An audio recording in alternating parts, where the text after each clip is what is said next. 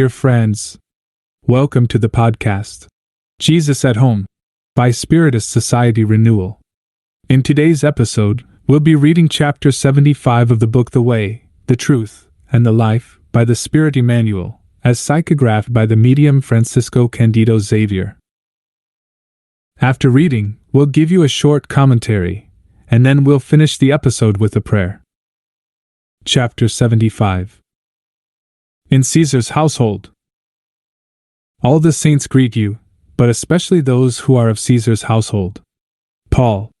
Philippians chapter 4, verse 22. We often hear inappropriate remarks by certain believers with regard to others who have been called to difficult tasks involving money or power. False piety is always ready to criticize the friend who, after accepting a laborious public position, faces more troubles than notes of harmony. A distorted opinion looks at everything maliciously. If the brother or sister in public service is compelled to participate in important social functions, he or she is stigmatized as a traitor to Christ. One has to be very cautious when passing such judgments. In apostolic times, Christians who lived pure lives were called saints. Paul of Tarsus, who was humiliated and persecuted in Rome, had the opportunity to know numerous souls of that type. And what is even more remarkable, he lived with many such disciples who were connected with Caesar's palatial household. Paul received attention, favors, assistance, and care from them. Writing to the Philippians, Paul made special mention of these friends of Christ. Therefore, do not judge your brothers or sisters by their apparent fortune or political privileges. Before anything else, remember that there were saints in Nero's household. Never forget such a great lesson. To interpret the message, we will read some questions from the Spirit's book. Question 8:14. Why has God bestowed wealth and power on some and poverty on others? Answer. In order to test everyone differently. Moreover, as you know, such trials are chosen by the spirits themselves, and they often fail at them. Question 8:16. If the wealthy endure more temptations, don't they also have the means at their disposal for doing more good? Answer.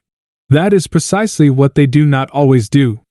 They become selfish, proud, and insatiable. Their wants increase with their fortune, and they never think they have enough. Kardec's comment. An elevated position in the world and authority over our fellow beings are trials as great and risky as misfortune. For the wealthier and more powerful we are, the more obligations we must fulfill, and the greater are the means at our disposal to do good and evil. God tests the poor through resignation and the wealthy through the use they make of their wealth and power. Wealth and power awaken all the passions that attach us to matter, and they keep us from spiritual perfection. That is why Jesus said, "Verily I say to you that it is easier for a camel to pass through the eye of a needle than for a rich person to enter the kingdom of heaven." Now I invite you to join me in thought in a prayer.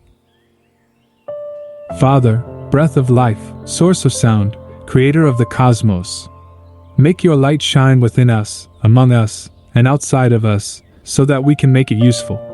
Help us to follow our path, breathing only the feeling that emanates from the Lord. May our self be on the same step with yours, so that we may walk in peace and harmony with all creatures. May your desire and our desire be one, in every form, in every individual existence, as well as in every community. Make us feel the soul of the earth within us, for then we will feel the wisdom that is in everything. Do not let the superficiality and appearance of the things of the world deceive us, and free us from all that impedes our growth. Do not let us be taken by the forgetfulness that the Lord is the power and the glory of the world, the song that is renewed from time to time and that beautifies everything. May your love be the soil in which our actions grow.